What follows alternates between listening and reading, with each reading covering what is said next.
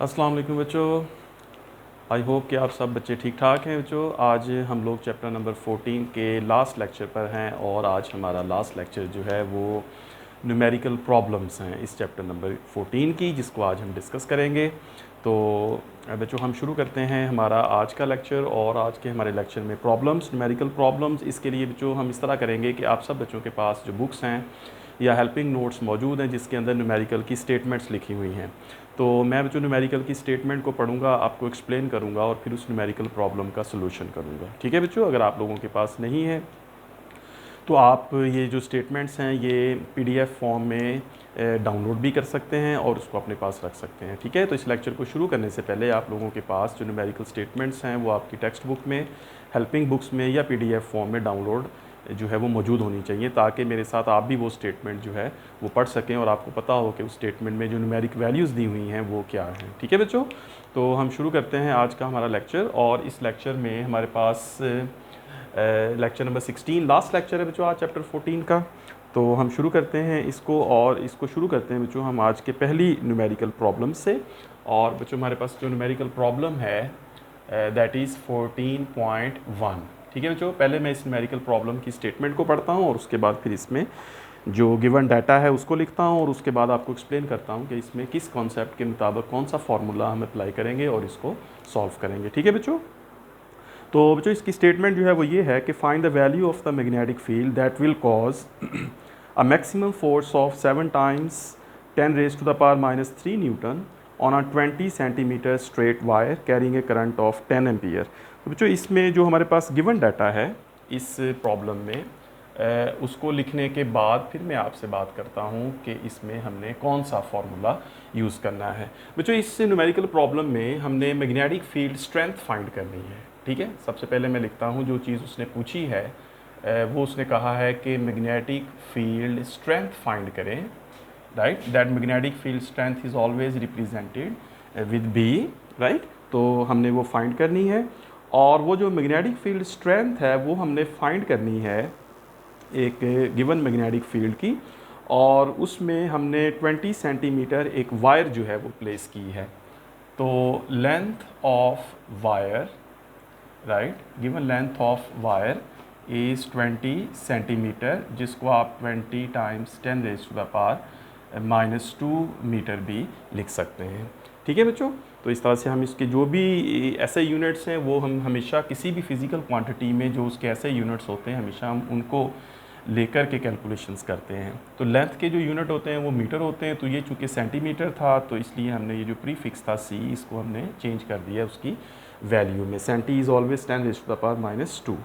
ठीक है बच्चों, उस वायर में जो करंट है जो फ्लो कर रहा है, current in the wire that is I, that is equals to 10 ampere, right. That is given कि उस वायर के अंदर जो करंट है वो 10 एम्पियर है। उसके बाद बच्चों जो मैक्सिमम फोर्स एक्ट करती है उस वायर के ऊपर, that maximum force F is equal to 7 times 10 raised to the power -3 newton. ठीक है बच्चों, ये हमारे पास कुछ गिवन सिचुएशन है। अब चैप्टर नंबर 14 का एक्चुअली हमने पहला टॉपिक पढ़ा था जिसमें हमने ये देखा था कि अगर किसी वायर को किसी मैग्नेटिक फील्ड के अंदर रखा जाए। अब इसमें बच्चों जो गिवन आर्टिकल है जिसके मुताबिक ये क्वेश्चन हमसे पूछा गया है वो ये है कि अगर एक मैग्नेटिक फील्ड हो just like this north and south, इस मैग्नेटिक फील्ड के अंदर एक वायर प्लेस की गई है, ये जो एक वायर है और इस वायर में से करंट पास कर रहा है। ठीक है, तो इस वायर में करंट है आई।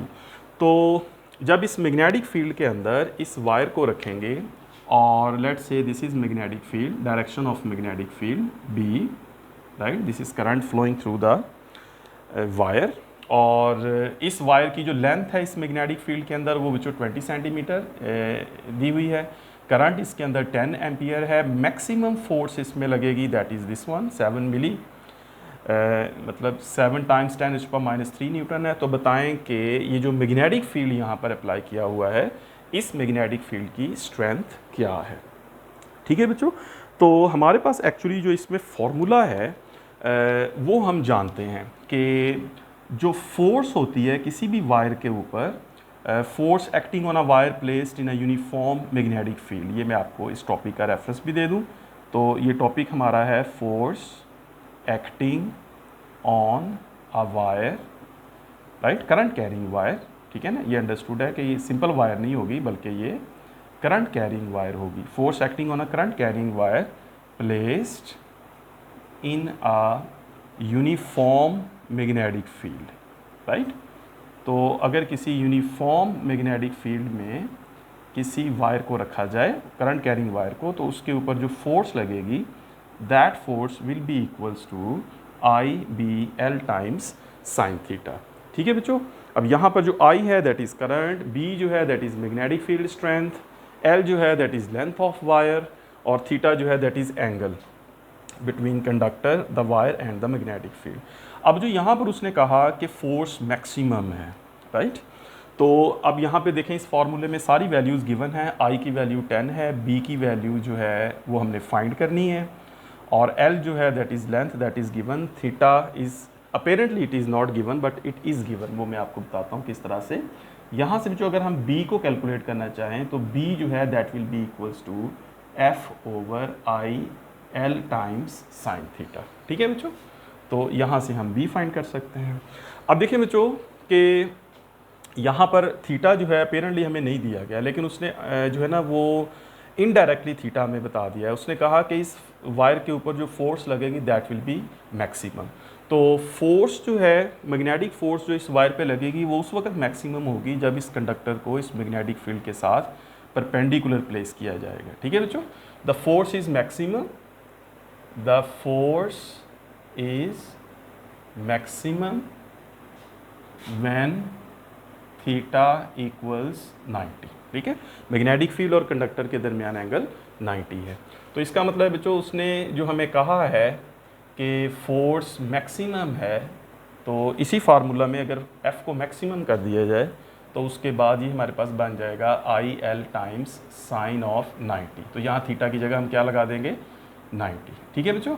अब इसमें आप वैल्यूज़ लगा दें। मैक्सिमम फोर्स की जो वैल्यू है दैट इज़ 7 टाइम्स 10⁻³ I की वैल्यू जो है ये 10 है, L की वैल्यू जो है बच्चों दिस इज़ 20 टाइम्स 10⁻², और साइन 90 की वैल्यू जो है वो 1 है। तो अगर आप बच्चों कैलकुलेटर्स लें और इसको, इस न्यूमेरिक वैल्यू को सॉल्व करें तो बच्चों आप देखेंगे this is 3.5 times 10⁻³ Tesla, right. That will be the value of this magnetic field strength B, ठीक है बच्चों। That is first problem, problem number 1 of chapter number 14, ठीक है बच्चों। तो ये कैलकुलेशन आप लोग बेशक साथ साथ भी कर सकते हैं। इसको यहाँ पे पॉज कर लें, वीडियो को यहाँ पे पॉज कर लें और फ़ौरन से इसकी कैलकुलेशन करके देखें और फिर इसका आंसर मैच करें, right. That is B equals 3.5 times 10⁻³ तो इस तरह से ये न्यूमेरिकल प्रॉब्लम सॉल्व होगी, ठीक है बच्चों। चलिए जी नेक्स्ट चलते हैं। हमारे पास प्रॉब्लम है 14.2, राइट। इस प्रॉब्लम की स्टेटमेंट पहले पढ़ता हूँ और फिर आप लोगों को इसका सोल्यूशन बताता हूँ।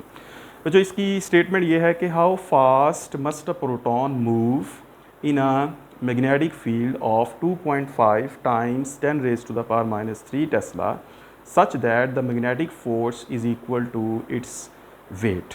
तो गिवन बच्चों ये है कि given is a proton, given is a proton, ठीक है बच्चों, एक प्रोटॉन गिवन है और इस प्रोटॉन ने which is a positive charge एक मैग्नेटिक फील्ड में से पास करना है और बच्चों उस मैग्नेटिक फील्ड की जो वैल्यू है B that is 2.50 times 10⁻³ Tesla. जब वो इस मैग्नेटिक फील्ड में से ये प्रोटॉन गुज़रता है तो इस प्रोटॉन के इस मैग्नेटिक फील्ड में गुज़रने पर जो उसके ऊपर मैग्नेटिक फोर्स एक्ट करती है that is actually equal to its weight, right. Given ये है कि जो मैग्नेटिक फोर्स है, जो मैग्नेटिक फोर्स एक्ट करेगी उसके ऊपर, प्रोटॉन के ऊपर, that will be equal to the weight of proton. अब जो ये तो हमें अंडरस्टूड है, हमें पता है कि जब कोई चार्ज पार्टिकल किसी मैग्नेटिक फील्ड में से पास करता है तो मैग्नेटिक फील्ड में से पास करने पर उस चार्ज पार्टिकल के ऊपर फोर्स लगती है, ठीक है ना। फ़र्ज़ करें बच्चों ये एक मैग्नेटिक फील्ड है, राइट। चलें इसको थोड़ा सा शो कर लेते हैं। ये जो मैग्नेटिक फील्ड है, तो इस मैग्नेटिक फील्ड में से एक प्रोटॉन जो है उसको हम मूव कराते हैं। लेट्स से कि ये जो एक प्रोटॉन है, दिस इज़ पी प्रोटॉन, इसको हमने इस मैग्नेटिक फील्ड में प्रोजेक्ट किया, भेजा परपेंडिकुलर, और इसके ऊपर मैग्नेटिक फोर्स लगी according to right hand rule, ये वाला right hand rule, thumb in the direction of velocity of proton, fingers in the direction of magnetic field. तो इस पर फोर्स किस तरफ लगेगी? अपवर्ड। अब जो इस पर फोर्स लगी वो किस डायरेक्शन में लगेगी? अपवर्ड डायरेक्शन में, according to right hand rule. अब इस प्रोटॉन का कोई वेट भी होता है, right. Weight of proton is equals to mg। तो वो वेट जो है वो किस तरफ एक्ट करता है? वेट इसके ऊपर एक्ट करता है डाउनवर्ड डायरेक्शन में, राइट। अब गिवन जो क्वेश्चन है उसमें ये कहा गया है कि इसके ऊपर जितनी मैग्नेटिक फोर्स अपवर्ड डायरेक्शन में एक्ट करेगी, वो फोर्स जो होगी that will be equal to the weight of the proton. So most probably फिर ये जो प्रोटॉन है that will move in a straight line. That is another question, ठीक है। तो गिवन प्रॉब्लम में मैग्नेटिक फोर्स जो है that is actually equals to the weight of the proton. जब प्रोटॉन ने इस मैग्नेटिक फील्ड में से गुजरना है, तो मैग्नेटिक फील्ड में से गुजरते हुए उस पर जो मैग्नेटिक फोर्स लगनी है वो उसके वेट के इक्वल है। सो मैग्नेटिक फोर्स जो है एफ बी, वो मैं लिखता हूँ, that is equals to weight W। So magnetic force on any charge particle is QVB, right, QVB, that is maximum magnitude of magnetic force. Otherwise जो magnetic force का formula है, magnetic force जो होती है वेक्टर फॉर्म में, that is Q times V cross B। अब अगर इसको आप सॉल्व करें V क्रॉस B को, तो ये V cross B sine theta हो जाएगा, QVB इंटू साइन थीटा। और फिर जो थीटा की जगह अगर आप 90 डिग्रीज लगा दें, क्योंकि ये चार्ज पार्टिकल परपेंडिकुलर एंटर हुआ है इस फील्ड में, तो फिर साइन 91 हो जाएगा। तो आपके पास जो मैग्नेटिक फोर्स बचेगी that will B QVB। So magnetic force is QVB, wait of the proton will be mg। यहाँ से बच्चों आपने जो चीज़ फाइंड करनी है that is the speed of proton, how fast this proton should move, right. तो find speed, तो इसका मतलब है यहाँ से v फाइंड करेंगे। So this v must be equals to mg upon q times b। तो यहाँ से हमें वो स्पीड मिल जाएगी कि जिस स्पीड के साथ ये प्रोटॉन उस मैग्नेटिक फील्ड के अंदर मूव करेगा, तो उस पर जो उसकी जो मैग्नेटिक फोर्स है that will be equal to the weight, its weight. अब यहाँ बच्चों m is the mass of proton which is 1.6 times 10⁻⁻27, g is 9.8, q is charge of proton, b is magnetic field strength which is given। और अगर जो आप इन सारी values को put कर दें तो we get 4.09 times, we get all this question 4.09 times 10 raised to the power -5 meters per second, that will be the speed of the proton। ठीक है बच्चों। तो mass जो है ये वैल्यूज़ आपने पुट करनी है। mass of proton m, right, m is 1.67 times 10 raised to the power -27 kilograms। ठीक है, इसको आपने याद कर लेना है। ये नंबर जो है ये इंपॉर्टेंट है, ये आ जाता है अक्सर, आपको पता होना चाहिए न्यूमेरिकल्स में। g 9.8, q is charge of proton which is same as electron 1.6 times 10 raised to the power -19 coulomb, b is given। और ये सारी कैलकुलेशन आप करें और इस वीडियो को यहाँ पे पॉज करें और फ़ौरन इसकी कैलकुलेशन करके आप इसका आंसर मैच करें। That is 4.09 times 10 raised to the power -5 meters per second। ठीक है बच्चों, करें मैच, इसको कैलकुलेट करें, कैलकुलेटर भी अपने पास रखें, आपने कैलकुलेशंस करनी है इससे। ऑलराइट, तो यहाँ पे पॉज करके आप इसको कैलकुलेट करने के बाद दोबारा वापस आ जाएं। तो हम लोग आते हैं प्रॉब्लम नंबर 3 पर। ठीक है बच्चों, अच्छा जी, तो प्रॉब्लम नंबर 3 जो है numerical problem number 3, that is, पहले मैं इसकी स्टेटमेंट और फिर उसके बाद उसकी कैलकुलेशन। तो अब जो तीसरे प्रॉब्लम में हमारे पास सिचुएशन ये है कि velocity selector has a magnetic field of 0.30 Tesla. एक वेलोसिटी सिलेक्टर है, वहाँ पर मैग्नेटिक फील्ड की जो स्ट्रेंथ है that is 0.30 Tesla. If a perpendicular electric field of 10,000 volts per meter, right? So perpendicular electric field is 10,000 volt per meter या Newton पर coulomb is applied, what will be the speed of the particle that will pass through the selector? देखिए बच्चों, ये जो हमने पढ़ा था, यहाँ पर जो वर्ड इस्तेमाल हुआ है या ये जो टर्म इस्तेमाल हुई है वेलोसिटी सिलेक्टर, ये जो हमने लॉरेंट्ज़ फोर्स वाला जो टॉपिक था उसमें मैंने आप लोगों को ये एक्सप्लेन किया था। वेलोसिटी सिलेक्टर जो है बच्चों एक ऐसी अरेंजमेंट है जिसमें मैग्नेटिक फील्ड और इलेक्ट्रिक फील्ड जो है उनको आपस में परपेंडिकुलर अप्लाई किया जाता है। ठीक है, मिसाल के तौर पे थोड़ा सा मैं आज का आपको बता दूँ वेलोसिटी सिलेक्टर का। फ़र्ज़ करें बच्चों कि हमारे पास एक इलेक्ट्रिक फील्ड है जिसको हम दो प्लेट्स की मदद से प्रोवाइड कर सकते हैं। फ़र्ज़ करें बच्चों ये हमारे पास एक इलेक्ट्रिक फील्ड है जिसमें ये हमारे पास एक पॉजिटिव चार्ज प्लेट है और ये हमारे पास एक नेगेटिवली चार्ज प्लेट है। ठीक है, अच्छा, इन दोनों प्लेट्स के दरमियान इलेक्ट्रिक फील्ड बन जाएगा और बच्चों इस इलेक्ट्रिक फील्ड की जो डायरेक्शन होगी that will B downward, right. Electric field की डाउनवर्ड डायरेक्शन होगी और यहाँ जो इलेक्ट्रिक फोर्स होगी उसकी डायरेक्शन भी इसी इलेक्ट्रिक फील्ड की डायरेक्शन में होगी। ठीक है ना, F = EQ। अब जो हम ये करते हैं कि यहाँ पर एक मैग्नेटिक फील्ड भी अप्लाई कर देते हैं, राइट। यहाँ पर एक मैग्नेटिक फील्ड अप्लाई करते हैं और इस मैग्नेटिक फील्ड की जो डायरेक्शन है वो आप देख सकते हैं कि परपेंडिकुलर है इस इलेक्ट्रिक फील्ड के साथ। ठीक है, इलेक्ट्रिक फील्ड की डाउनवर्ड डायरेक्शन है और मैग्नेटिक फील्ड की डायरेक्शन जो है वो इनटू द प्लेन मैंने बनाई है, तो दोनों डायरेक्शंस जो हैं वो आपस में परपेंडिकुलर हैं। अब जो तो वेलोसिटी सिलेक्टर का मतलब आपने याद रखना है कि E and B, electric field and magnetic field are always perpendicular. ये वेलोसिटी सिलेक्टर की एक बेसिक रिक्वायरमेंट है। ठीक है, ये MCQ के लिए पॉइंट याद रख लें। For velocity selector E and B are always perpendicular.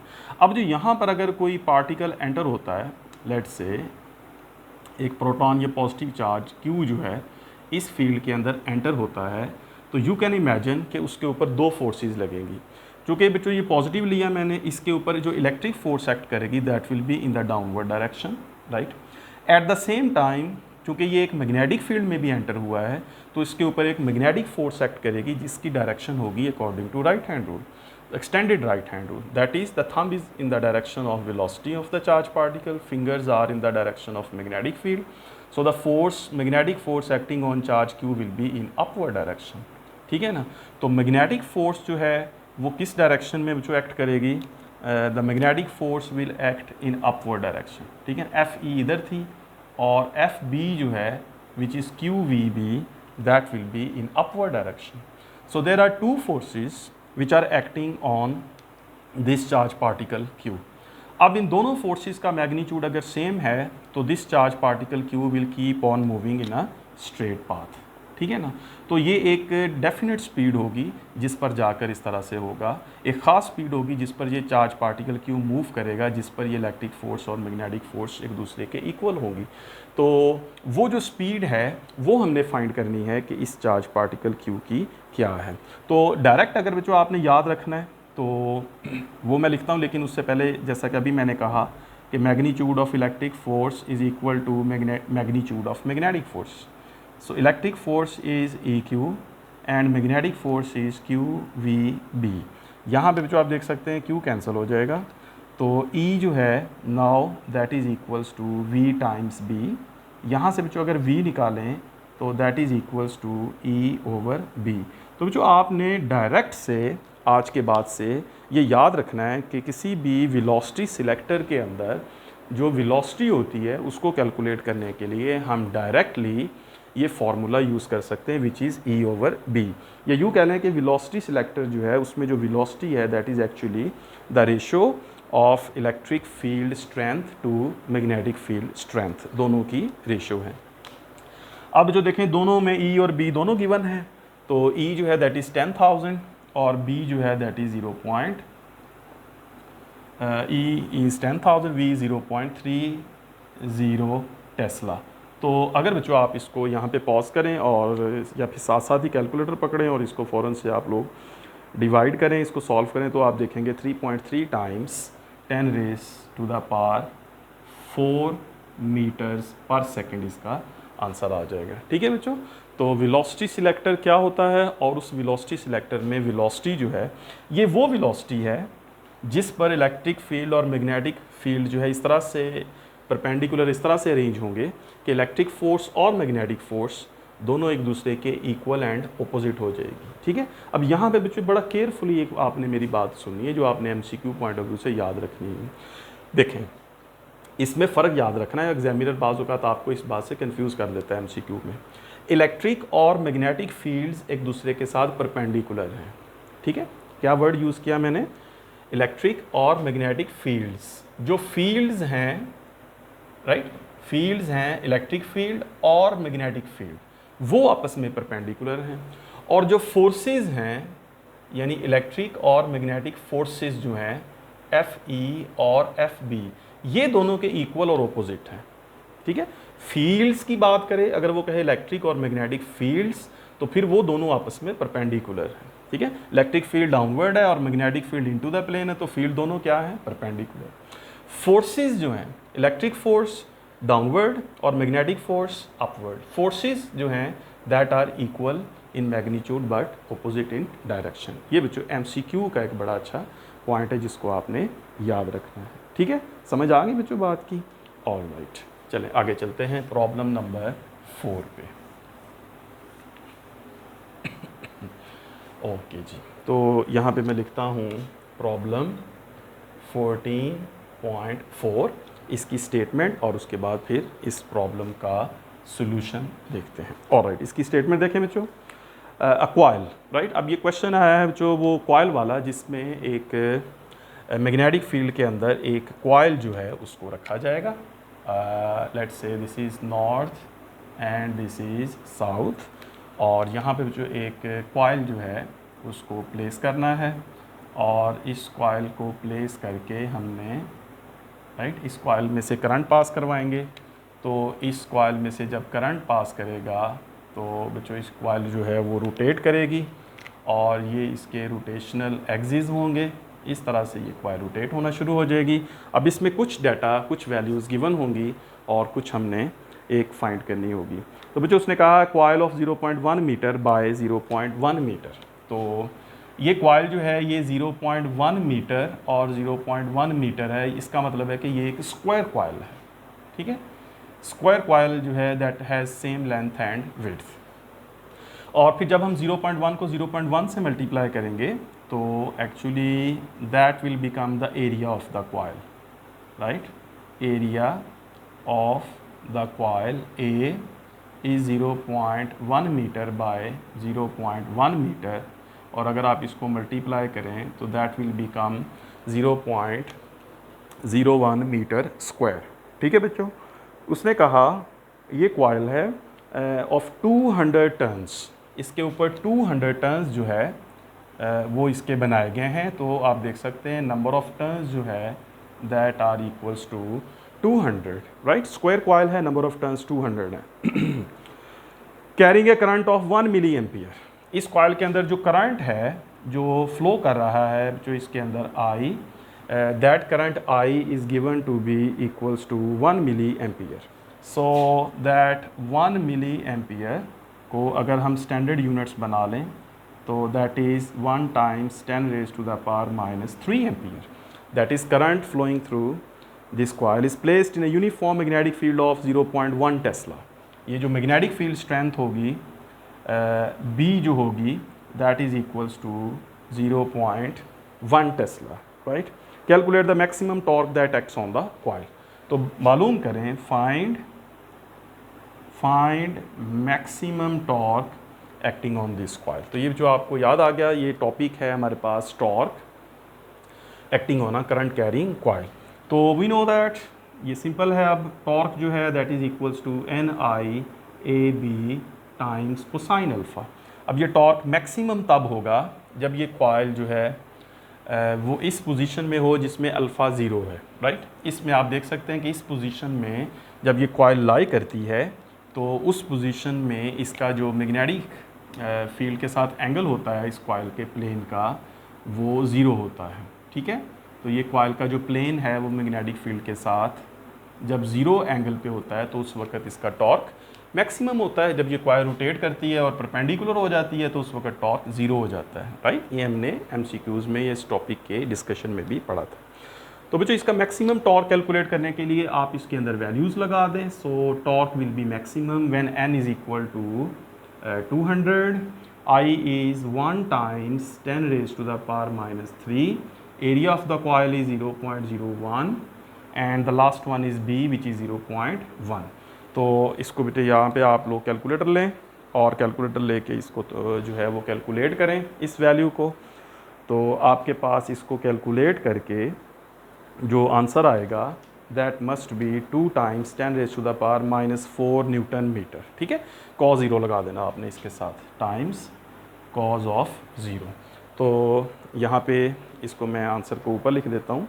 So the answer is 2 times 2 into times 10 raised to power minus 4, right? So the maximum torque will be 2 times 10 raised to the power minus 4, 2 times 10 raised to power minus 4 Newton meters, right? So Newton meter is the unit of torque. So this torque will be the maximum torque that will act on this coil। ठीक होगी बात बच्चों? Alright, आगे चलते हैं और बच्चों इसके बाद हम करते हैं प्रॉब्लम नंबर 5।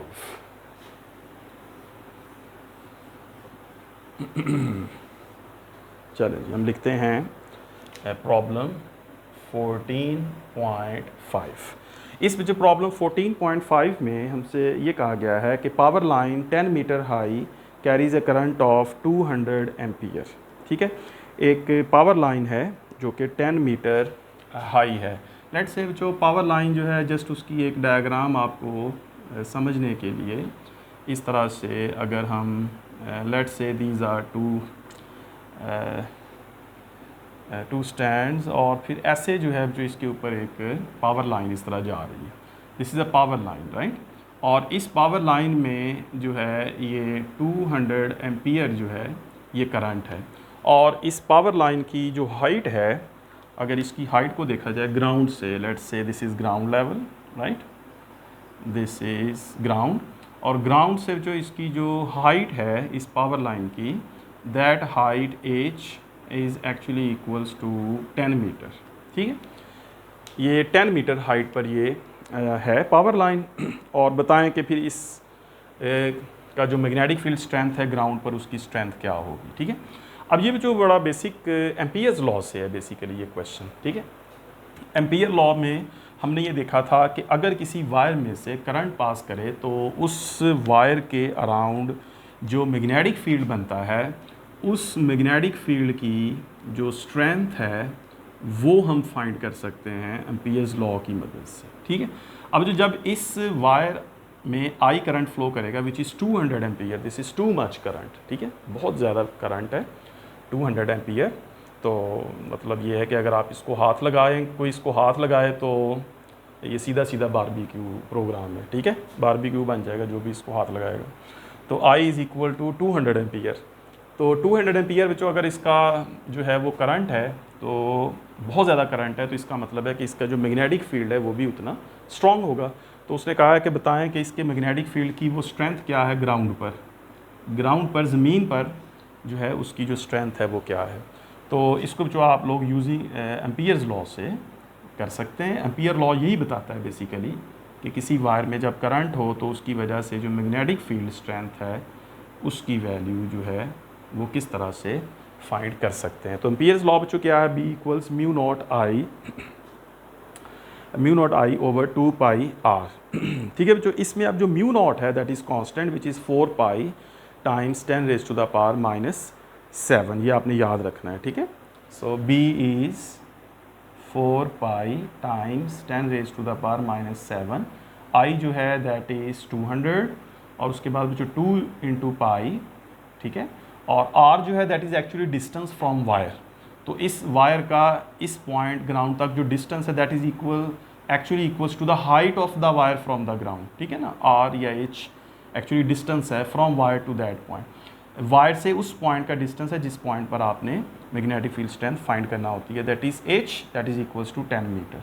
तो यहीं पर बच्चों आप इसको पॉज करें वीडियो को और इसकी जो है वो कैलकुलेशन करें। पाई से पाई कैंसिल हो जाएगा, 10 से 20, तो बच्चों इसकी जो स्ट्रेंथ आएगी बी की दैट इज़ 4 टाइम्स 10⁻⁻6 टेस्ला। ठीक है, इसको वेरीफाई कर लें, चेक कर लें, 4 टाइम्स 10⁻⁻6 टेस्ला। तो इतनी स्ट्रेंथ होगी इस करंट की जब ये करंट जो है उस वायर से ग्राउंड तक उसकी जो स्ट्रेंथ होगी। ठीक होगी बात बच्चों? ऑलराइट। अब बच्चों प्रॉब्लम है हमारे पास 4.6। तो ये जो छोटे छोटे प्रॉब्लम्स और इन प्रॉब्लम्स के जो है ये MCQs भी बन जाते हैं और ये कंपैरेटिव एग्ज़ाम्स में भी हमें इनके अच्छे कॉन्सेप्ट्स हों तो फिर ही ये प्रॉब्लम्स जो है वो सॉल्व होते हैं, तो ये पूछे जाते हैं। ठीक है, तो हम हैं जो प्रॉब्लम नंबर 14.6 पे। तो 14.6 की स्टेटमेंट और एक्सप्लेनेशन ये है बच्चों कि you are asked to design a solenoid. आप लोगों ने एक सोलिनॉइड बनाना है। ठीक है, तो you know what is a solenoid. A solenoid is a long tightly wound cylindrical coil of wire. ठीक है जी, कोई आपने वायर लेनी है जैसे कॉपर वायर है और उसको आपने जो उसके इस तरह से स्प्रिंग की तरह उसमें आपने उसके नंबर ऑफ़ टर्न्स जो है वो बना देने हैं और उसको बैटरी से जब जोड़ते हैं तो जो जैसे ही हम बैटरी से जोड़ते हैं उस सोलिनॉइड के अंदर एक स्ट्रॉन्ग मैग्नेटिक फील्ड जो है ये बन जाता है। ठीक है, और उसके इनसाइड जो मैग्नेटिक फील्ड होता है वो स्ट्रॉन्ग होता है और उसके जो आउटसाइड मैग्नेटिक फील्ड होता है वो वीक होता है। ठीक है, होता है लेकिन वीक होता है। तो बहरहाल बच्चों इस तरह हमने एक सोलिनॉइड बनाना है और देखते हैं कि उस सोलिनॉइड को बनाने में क्या चीज़ें हमें बताई जा रही हैं और क्या चीज़ें हमसे पूछी जा रही हैं। तो जो आपने एक सोलिनॉइड बनाना है that will give a magnetic field of 0.10 Tesla. आपने सोलिनॉइड इस तरह बनाना है कि उस सोलिनॉइड का जो मैग्नेटिक फील्ड स्ट्रेंथ हो उसके इनसाइड वो 0.10 टेस्ला बने। ठीक है, ये हमारी रिक्वायरमेंट है। The current must not exceed 10 ampere. अब ये भी कंडीशन लग गई कि जो करंट है वो आप 10 एम्पियर से ज़्यादा इसके अंदर फ़्लो नहीं करवा सकते। ठीक है, तो उतना ही रखना है। Find the number of turns per unit length that the solenoid should have. तो बताइए कि ऐसे सोलिनॉइड के जो number of turns per unit length हैं वो फिर कितने रखे जाएं।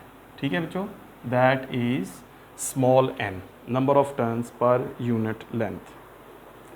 अब जो हमने ये पढ़ा था magnetic field strength inside a solenoid, ये टॉपिक हमने पढ़ा था और उस टॉपिक से हमारे पास ये इंफॉर्मेशन मौजूद है कि किसी भी सोलिनॉइड के इनसाइड जो मैग्नेटिक फील्ड स्ट्रेंथ होती है उस मैग्नेटिक फील्ड स्ट्रेंथ की जो कैलकुलेशन है वो हम इस फार्मूले से कर सकते हैं which is B = μ0 times NI, small n times I। यहाँ से जो अगर मैं इस इंफॉर्मेशन को यूज़ करता हुआ यहाँ से स्मॉल n फाइंड करना चाहूँ तो इस फार्मूले में वैल्यूज़ को थोड़ा स्विच करना पड़ेगा। ये अगर n एक तरफ रखें तो μ0 और I जो हैं ये दोनों इस तरफ को आ जाएंगे। अब जो इसकी वैल्यूज़ लगा देंगे तो हमारे पास direct number of turns per unit length पता चल जाएंगे। तो B is given which is 0.10 tesla, μ0 is 4 pi times 10⁻⁻7 और I जो है that is 10।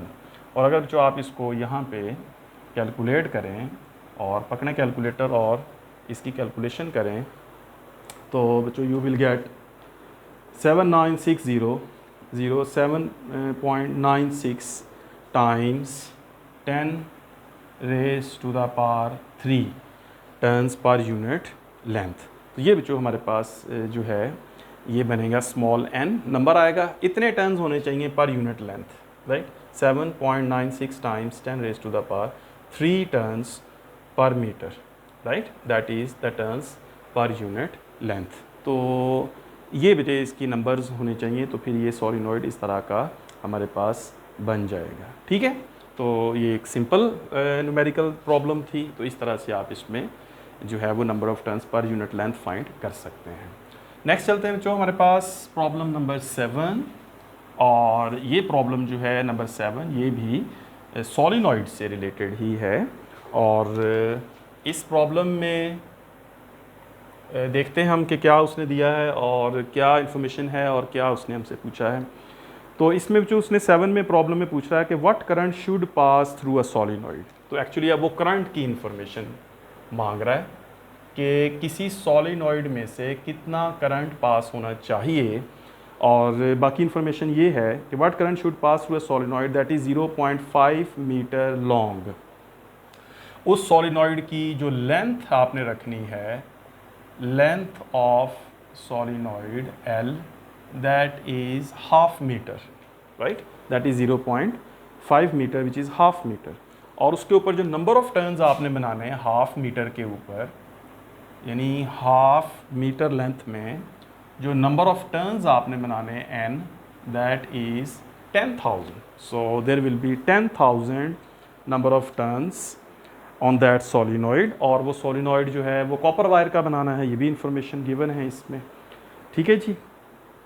All right, so that it will have a magnetic field of 0.4 tesla. अगर ऐसा करेंगे, अगर ये वाली इंफॉर्मेशन रखेंगे तो वहाँ पर जो मैग्नेटिक फील्ड बनेगा B, that must be equals to 0.4 tesla. तो ये है सोलिनॉइड आपके सामने।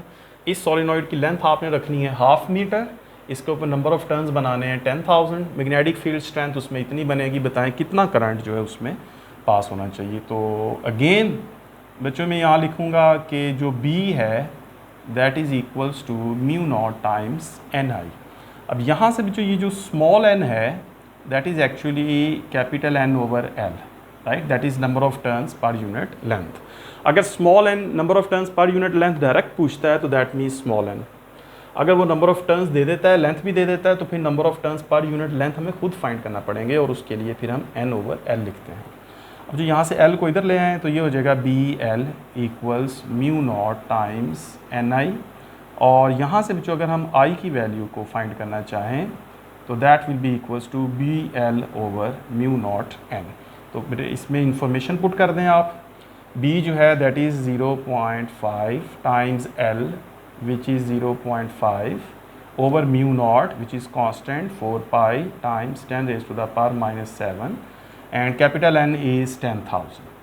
तो यहीं पे बच्चों आप इसको जो है वो कैलकुलेट करें तो आप देखेंगे the answer is somewhat around 15.9 ampere, या राउंड ऑफ करें तो we can write the answer the current in the solenoid is 16 ampere. ठीक है, इसकी कैलकुलेशन आप लोग करके देख सकते हैं। ऑलराइट, तो ये था बच्चों प्रॉब्लम नंबर 7। ठीक है बच्चों, अब हम चलते हैं प्रॉब्लम नंबर 8 की तरफ। ठीक है, तो प्रॉब्लम नंबर 8 जो है बच्चों, अब एक प्रॉब्लम एमीटर का, एक प्रॉब्लम वोल्ट मीटर का, और फिर एक कंबाइंड प्रॉब्लम है, उसको हम देखते हैं 14.8। So we have problem 14.8। इसकी स्टेटमेंट और इसकी गिवन इंफॉर्मेशन इस तरह है बच्चों कि अ galvanometer having an internal resistance is 15 ओम। एक गैल्वेनोमीटर है, उसकी रेजिस्टेंस जो है मैं लिखता हूँ रेजिस्टेंस ऑफ गैल्वेनोमीटर। ये जो गैल्वेनोमीटर की जो रेजिस्टेंस होती है वो बेसिकली उसकी कॉइल की रेजिस्टेंस होती है, जो कॉइल उसके अंदर घूमती है। ठीक है, तो उस कॉइल की या उस गैल्वेनोमीटर की जो रेजिस्टेंस है दैट इज़ एक्चुअली 15 ओम, और with full scale deflection with a current of 20 milli ampere. ठीक है, IG 20 milli ampere current for full scale deflection is IG। ठीक है, ये आपको पता है, that is 20 milli amperes which is 20 times 10 raise to the power -3 amperes. ठीक है, IG वो करंट होता है जिस पर कोई भी गैल्वेनोमीटर फुल स्केल डिफ्लेक्शन देता है। आई होप आपको फुल स्केल डिफ्लेक्शन पता है। एक आउट ऑफ स्केल डिफ्लेक्शन होती है which is out of the numbers, एक फुल स्केल होती है जो एग्जैक्ट फुल स्केल पे मैच करती है, और एक विद इन स्केल होती है which is less than full scale. ठीक है, तो ये फुल स्केल डिफ्लेक्शन का करंट है, ये वो करंट है जिस पर वो गैल्वेनोमीटर फुल स्केल डिफ्लेक्शन देगा। It is to be converted into an ammeter of range 10 ampere. हमने एक एमीटर बनाना है, और रेंज जो है, तो जो ये जो रेंज होगी, रेंज ऑफ करंट या रेंज ऑफ एमीटर, करंट की जगह आप वर्ड जो है एमीटर भी लिख सकते हैं। Range of ammeter I is 10 ampere. हमने ऐसा एमीटर बनाना है जो 10 एम्पियर करंट तक मेजर कर सके। तो बताएं उसके साथ फिर जो शंट रेजिस्टेंस लगेगी, जो शंट कनेक्ट होगी, शंट रेजिस्टेंस, बताएं फिर उस शंट रेजिस्टेंस की जो वैल्यू है वो कितनी है। तो जो उसके लिए आपको पता है, वैसे जो है थोड़ा सा मैं एक दफ़ा बता दूं कि जब हम किसी गैल्वेनोमीटर को किसी एमीटर में कन्वर्ट करते हैं तो उसके लिए जो हम गैल्वेनोमीटर के साथ पैरेलल एक रेजिस्टेंस लगाते हैं which is known as shunt resistance. और इस शंट रेजिस्टेंस की जो वैल्यू है वो आमतौर पे बहुत स्मॉल होती है, इसलिए कि ज़्यादा करंट इसमें से पास कर सके। तो ये एक प्रोसीजर है जिसके बाद ये फिर गैल्वेनोमीटर जो है वो इस शंट रेजिस्टेंस में जो है वो एमीटर बन जाता है। ठीक है, ये आप टॉपिक जो है आपने देखा होगा या अभी तक आप लोगों ने वो समझ लिया होगा, conversion of galvanometer into ammeter. ठीक है बच्चों, तो बहरहाल ये शंट हमने लगानी है और इस शंट की जो कैलकुलेशन होती है तो उसकी जो कैलकुलेशन है वो हम कर सकते हैं, कैलकुलेट शंट रेजिस्टेंस। तो उसके लिए हमारे पास एक फार्मूला है which is R, shunt resistance is R S equals I G times R G over I minus I G. अब यहाँ जो I G current for full scale deflection वो भी गिवन है, आर जी भी गिवन है, आई भी गिवन है जो कि उसकी रेंज है। तो कैलकुलेशन बाकी रह गई, वो आप अभी से स्टार्ट कर दें। अभी करें calculation, 20 times 10 raise to the power -3, R G is 15 ohm, और जो आई जो है that is 10 minus I G which is 20 times 10 raise to the power -3। तो जो आप इसकी जो शंट है इसकी कैलकुलेशन करें, इसको पॉज करें वीडियो को और इसकी कैलकुलेशन करें। तो जो आप इसकी जब कैलकुलेशन करेंगे तो इसका आंसर आएगा 0.03 ओम, राइट। सो इस फार्मूले से जो आप कैलकुलेशन करेंगे दैट विल बी 0.03 ओम, इसकी वैल्यू इसको लगाकर। ठीक है जी, तो that will be the value of shunt resistance. It is already very small resistance 0.03। अगर इतनी रेजिस्टेंस लगाएंगे तो फिर ये गैल्वेनोमीटर बन जाएगा एमीटर और उस एमीटर की रेंज होगी 10 ampere for full scale deflection. ठीक है जी, चलें जी चलते हैं प्रॉब्लम नंबर 9 पर। टोटल हमारी प्रॉब्लम्स 10 हैं, सो 2 प्रॉब्लम्स हैं हमारे पास नेक्स्ट। तो let's see the problem number 9। अच्छा जी, तो प्रॉब्लम नंबर 9 जो है जो that is actually about conversion of galvanometer to voltmeter. ठीक है, और वो जो इस तरह है, the resistance of galvanometer is 50 ohm, ये हमारे पास गिवन है, right. This is given, given is resistance of galvanometer R G, right, that is equals to 50 ohm. ये हमारे पास एक ऐसा गैल्वेनोमीटर है जिसकी कॉइल की रेजिस्टेंस 50 ओम है and reads full scale deflection with a current of 2 milliampere. तो current for full scale deflection, right, जिस करंट पर वो फुल स्केल डिफ्लेक्शन देता है that is I G and that is 2 milli ampere. So we write this is 2 milliampere, और इसको यूँ भी कह सकते हैं 2 times 10 raise to the power -3 amperes. So this is current through galvanometer for full scale deflection. Show that how to convert this galvanometer into voltmeter reading 200 volt full scale. So range of voltmeter जो है, यानी हमने जो voltmeter बनाना है, range of voltmeter, right, that is actually V, that is equals to 200 volt. ठीक है, 200 volt का हमने इसको voltmeter बनाना है, तो इट्स रेंज इज़ 200 वोल्ट्स। अब जो हमें पता है कि किस तरह से एक गैल्वेनोमीटर जो है वो एक वोल्टमीटर बनता है, उसके लिए जो हम ये करते हैं कि किसी गैल्वेनोमीटर के साथ अगर सीरीज़ में एक रेजिस्टेंस लगा दें, एक हाई रेजिस्टेंस कनेक्ट कर दें, तो ये जो हाई रेजिस्टेंस और गैल्वेनोमीटर हैं ये दोनों मिलकर काम करते हैं एज ए वोल्टमीटर। ठीक है, अब ये वोल्ट मीटर की जो रेंज है that depends on the value of this resistance. This resistance has a very high value. ठीक है बच्चों, तो कैलकुलेट करना है हमने कि कितनी रेजिस्टेंस इसके साथ लगाएं तो फिर ये गैल्वेनोमीटर जो है वो वोल्ट मीटर में कन्वर्ट हो जाएगा। तो इसके लिए बच्चों हम इसमें लिख सकते हैं कि we know that we have studied कि इसमें बच्चों जो RH है ये एक्चुअली RH होती है high resistance. So this RH is equal to V over IG minus RG। ठीक है, ये फार्मूला हमने बनाया हुआ है, इसमें बन जाता है। ये दोनों सीरीज़ में है तो इनके क्रॉस जो टोटल वोल्टेज V है तो that will be equals to the sum of the voltages across high resistance and galvanometer. तो इसमें जो वैल्यूज़ लगाएं तो आप RH फाइंड कर सकते हैं। V इज़ गिवन 200, IG जो है that is 2 times 10 raise to the power minus 3 minus RG which is resistance of galvanometer 50 ohm. तो यहीं पे बेटे इसको पॉज करें वीडियो को और इसकी कैलकुलेशन करें तो you will get the answer equals 99950 ओम। ठीक है बच्चों, that is 99950 Om.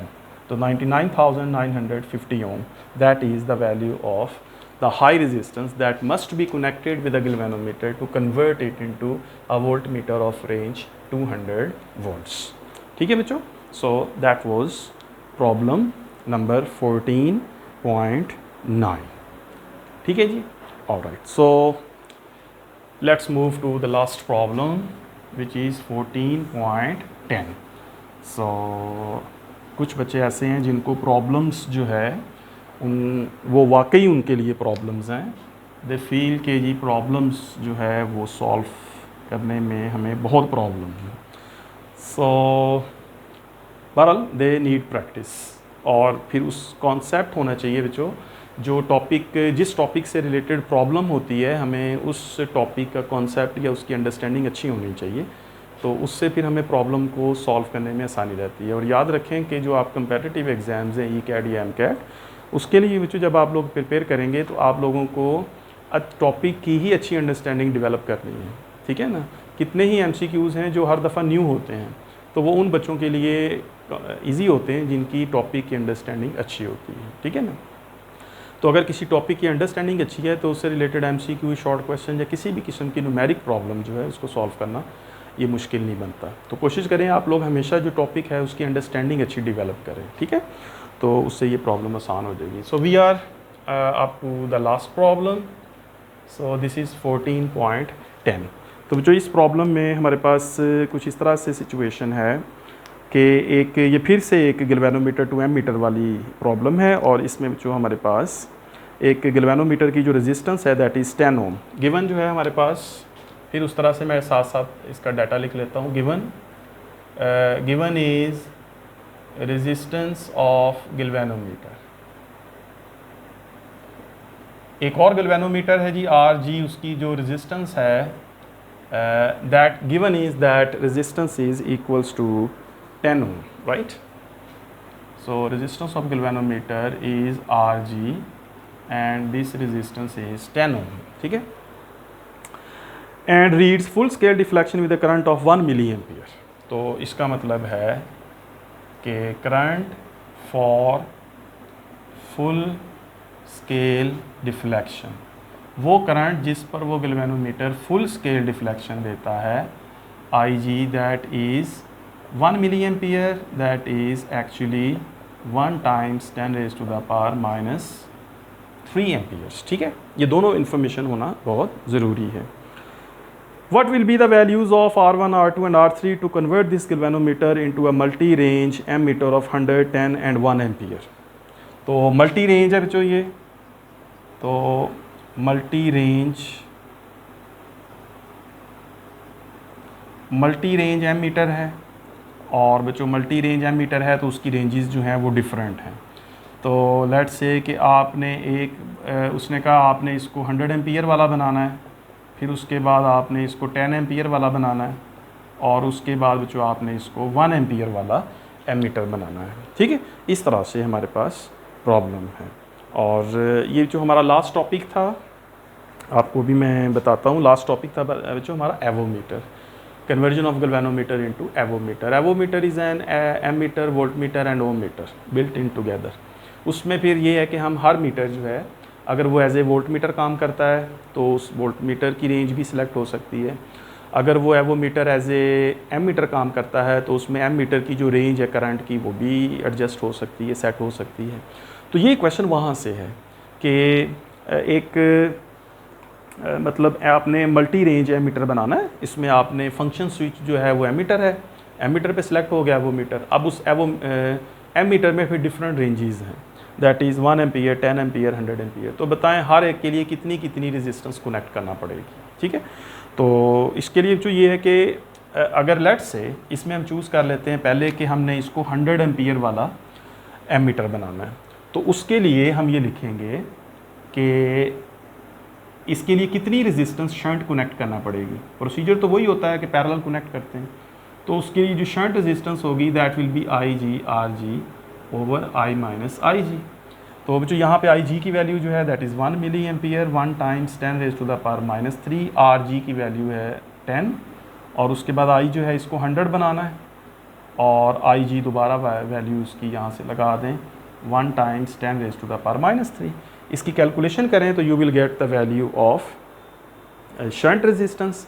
So this value is actually 0.0001, right? So this value of shunt resistance will be 0.0001 ohm.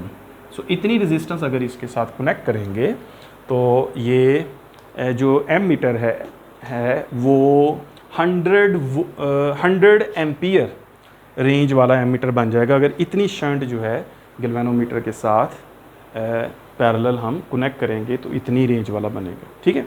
अच्छा बच्चों, उसके बाद अगर हमने इस एमीटर को बनाना है 10 एम्पियर रेंज वाला, तो आपने इसी फार्मूला में ये जो आई है उसमें पहले स्टेप में तो ये आई बेसिकली I1 होगा फॉर फर्स्ट रेंज 100 एम्पियर। फिर आपने इसी फार्मूले को आप दोबारा लिखें, पॉज करें वीडियो को और यहाँ दोबारा लिखें यही इन्फॉर्मेशन, और I1 की जगह I2 लिखें। I2 की वैल्यू कितनी है 10, तो 100 की जगह 10 लिखें और फिर इसको आप सॉल्व करें, ठीक है, और इसका आंसर मैच करें जो आपकी न्यूमेरिकल प्रॉब्लम में गिवन है। और उसके बाद फिर हमने इसको तीसरी एक और रेंज सेट करनी है दैट इज़ 1 एम्पियर, उसमें फिर I3 हो जाएगा इसी फार्मूला में, I1 की I3 लगा दें विच इज़ 1, तो यहाँ पे 1 आ जाएगा 100 की जगह। तो इसकी कैलकुलेशन करें, पॉज करें और देखें आंसर मैच करें, वो उसके साथ एग्जैक्टली उसके साथ मैच कर जाएगा, ठीक है बच्चों। तो ये थी बच्चों हमारे पास प्रॉब्लम्स चैप्टर नंबर 14 की। आज बच्चों हमारा चैप्टर नंबर 14 जो है वो मुकम्मल हो गया। इसमें हमने इसके तमाम टॉपिक्स को डिस्कस किया है और हमने इसके शॉर्ट क्वेश्चंस को डिस्कस किया है, और इसके बाद हमने इसके न्यूमेरिकल्स को भी आज डिस्कस किया है और एक्सप्लेन कर दिया आपको कि डिफरेंट न्यूमेरिकल प्रॉब्लम्स कैसे सॉल्व करने हैं, ठीक है। आई होप बच्चों कि आप लोगों का जो चैप्टर नंबर 14 है उसकी प्रेपरेशन जो है आप लोगों की अच्छी होगी, अच्छी हो गई होगी या अच्छी हो जानी चाहिए, क्योंकि आप लोगों ने सारे लेक्चर आपके पास मौजूद हैं। ऑलराइट, तो नेक्स्ट बच्चों इसमें चैप्टर 14 जो है इससे रिलेटेड जो चीज़ होगी या कोई न्यू लेक्चर जो हम लोग बनाएंगे चैप्टर 14, वो बच्चों उन तमाम क्वेश्चंस से रिलेटेड होगा जो क्वेश्चंस आप लोग मुझे टेक्स्ट करते हैं या कमेंट में लिखते हैं।